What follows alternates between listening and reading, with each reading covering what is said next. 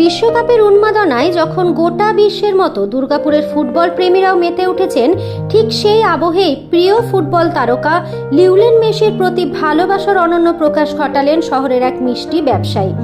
দুর্গাপুরের মামরা বাজারের পরিচিত মিষ্টি ব্যবসায়ী দেবাশিস ঘোষ 1.5 কেজি খোয়া, বিভিন্ন মিষ্টির উপকরণ এবং ফুড কালার ব্যবহার করে তৈরি করেছেন লিওনেল মেসির এক জীবন্ত প্রতিকৃতি।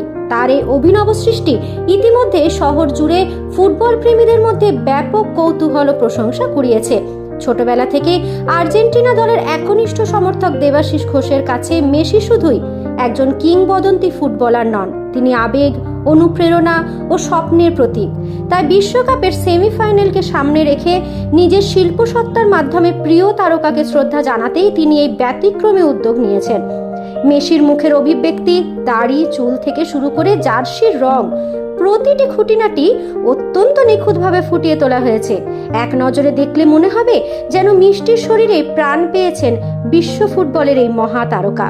দেবাশিস ঘোষের এই অভিনব সৃষ্টি শুধু মিষ্টি প্রেমীদেরই নয়, ফুটবল অনুরাগীদের কাছেও হয়ে উঠেছে বিশেষ আকর্ষণের কেন্দ্র।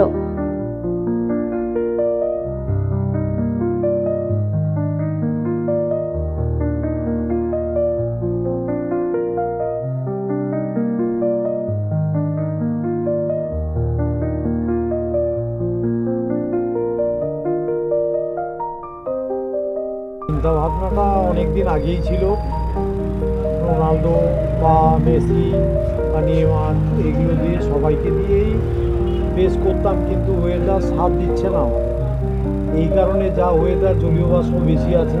আমি যে মেসিকে করেছি আজকে, আমি একজন মিস্ত্রি, তাতেও আমি বলছি, দোকানের মালিক পক্ষ হয়ে থেকেও আমি বলছি, এটার বয়স মানে হিসেব মতন 2 দিন টিকবে, তার আগেই ফাঙ্গাস, যা বর্ষা তার আগেই ফাঙ্গাস পড়ে যাবে, কিন্তু বেশি করে কিছু বানাতে পারবো না।